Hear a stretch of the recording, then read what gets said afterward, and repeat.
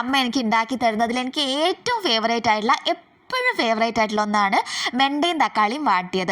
പണ്ട് എനിക്ക് ഓർമ്മയുണ്ട്, ഞാൻ സ്കൂളൊക്കെ പഠിക്കുന്ന സമയത്ത് ചോറിൻ്റെ കൂടെ ഇത് ഉണ്ടെങ്കിൽ പിന്നെ എനിക്ക് വേറെ ഒരു കറിയും വേണ്ട എന്നുള്ളതാണ് കേട്ടോ. അപ്പം നമുക്കിന്ന് അതെങ്ങനെയാണ് ഉണ്ടാക്കുന്നതെന്ന് കണ്ടാൽ, അപ്പം ഞാൻ ആവശ്യത്തിനുള്ള വെണ്ടയും തക്കാളിയൊക്കെ ഒന്ന് കഴുകി വൃത്തിയാക്കി എടുക്കുന്നുണ്ട്.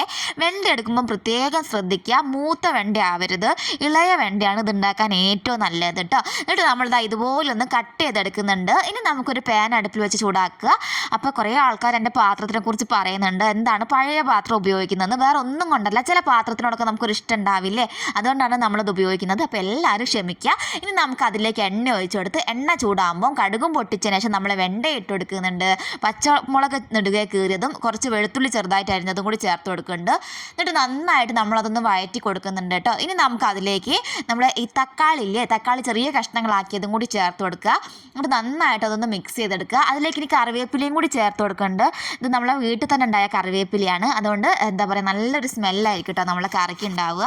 അപ്പോൾ നന്നായിട്ട് നമ്മളതൊന്ന് വഴറ്റിയെടുക്കുക കേട്ടോ. വെണ്ടയും തക്കാളിയൊക്കെ നന്നായിട്ടൊന്ന് വഴന്ന് വരുന്നവരെ വഴറ്റി കൊടുക്കുന്നുണ്ട്. അതിനുശേഷം നമുക്ക് അതിലേക്ക് കുറച്ച് മഞ്ഞൾപ്പൊടി ചേർത്ത് കൊടുക്കുന്നുണ്ട്.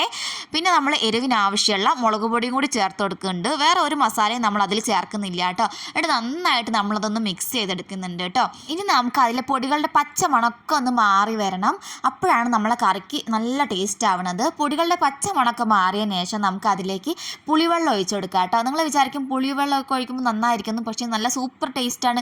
നല്ല എരിവും പുളിയും എല്ലാം കൂടി ആകുമ്പോഴേക്കും നല്ല രുചിയായിരിക്കും കേട്ടോ. ഈ സമയം നമുക്ക് പാകത്തിലുള്ള ഉപ്പും കൂടി ചേർത്ത് കൊടുക്കുക കേട്ടോ. പുളി ഒഴിക്കുമ്പോൾ എന്തായാലും കുറച്ച് ഉപ്പ് കൂടുതലിടണം.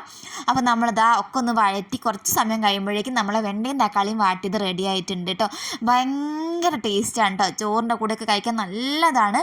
അപ്പോൾ എല്ലാവരും ഉണ്ടാക്കി നോക്കുക കേട്ടോ. ഭയങ്കര എളുപ്പമാണ് ഇത് ഉണ്ടാക്കാൻ വേണ്ടിയിട്ട്. ഇപ്പോൾ രാവിലെ സ്കൂളിൽ പോകുന്ന കുട്ടികളൊക്കെ ആണെങ്കിൽ ചോറിൻ്റെ കൂടെ അവർക്ക് ഇത് ഉണ്ടാക്കി കൊടുക്കുകയാണെങ്കിൽ അവരെന്നും തന്നെ ഉണ്ടാക്കി തരാൻ വേണ്ടി പറയും. അത്ര ടേസ്റ്റാണ് കേട്ടോ. എനിക്കിപ്പോഴും ആലോചിക്കുമ്പോൾ എൻ്റെ വായിൽ വെള്ളം വരികയാണ്, അത്ര രുചിയുള്ളൊരു കറിയാണ് കേട്ടോ. അപ്പോൾ എല്ലാവരും ഉണ്ടാക്കി നോക്കിയാൽ മാത്രം പോരാ, നമ്മളടുത്ത് കമൻറ്റ് ബോക്സിൽ അഭിപ്രായം പറയുക. വീഡിയോ ഇഷ്ടമാണെങ്കിൽ ലൈക്ക് ചെയ്യുക, ഷെയർ ചെയ്യുക, ചാനലൊന്ന് സബ്സ്ക്രൈബ് ചെയ്യണേ.